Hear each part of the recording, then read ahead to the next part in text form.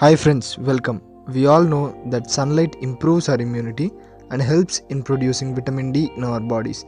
We all know that sunlight is very beneficial for our health, but we do not know properly that at what time vitamin D is produced and what are the benefits and harms of sunlight at different times. Now we are about to know some general information related to benefits of sunlight at different times. Usually in mornings before 9 am, when the sunlight falls on our skin, we do not feel any irritation.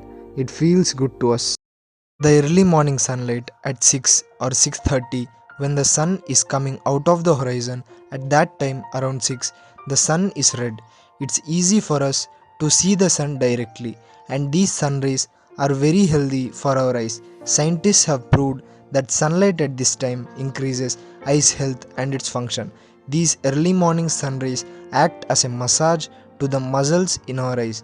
Until 7 am, we do not feel hot, but if we are in sunlight after 7 am, we feel hot and our body starts sweating at this time.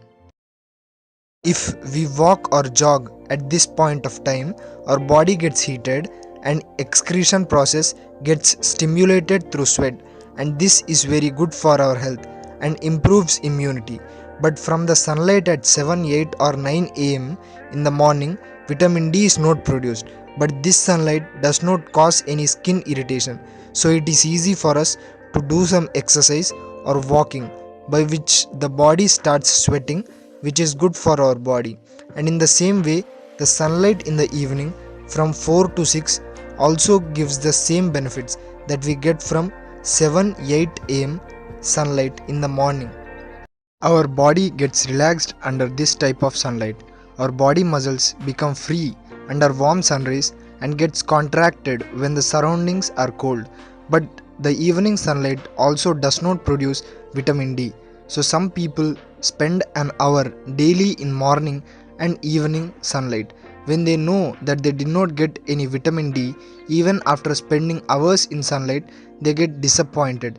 The reason why vitamin D is not produced in these times is that the sun rays at these times do not contain ultraviolet B rays, which are very crucial, very necessary for producing vitamin D. During exposure to sunlight, 7-dehydrocholesterol in the skin absorbs UVB radiation and is converted into pre-vitamin D3, which in turn isomerizes into vitamin D3. Now, the perfect time for getting vitamin D from sunlight is 10 am to 2 pm because the ultraviolet B rays are ample in the sun at this time. From 9 am to 10 am also, UVB rays, ultraviolet B rays are found in sunlight, but in very less number.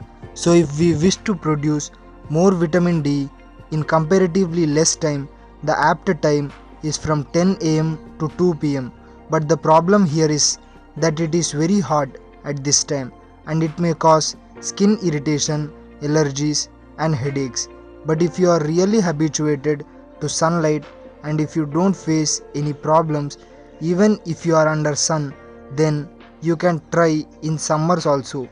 But if you feel uneasiness being in sunlight from 10 am to 2 pm in summers, then you may have to avoid being in sun from 10 to 2 in summer.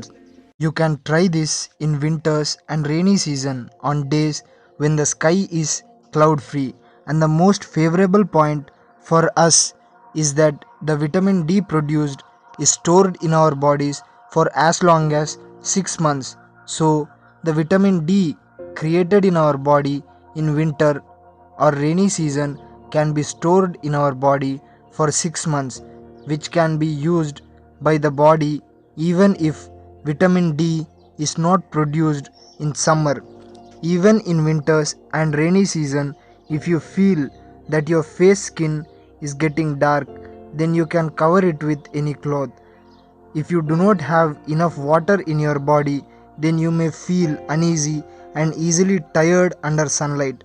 To avoid this, drink sufficient amount of water before you go in sunlight. The mornings and evening sunlight is very good and very convenient for all types of people, even though vitamin D is not produced in our body. So we could learn how at different times sunlight creates different benefits.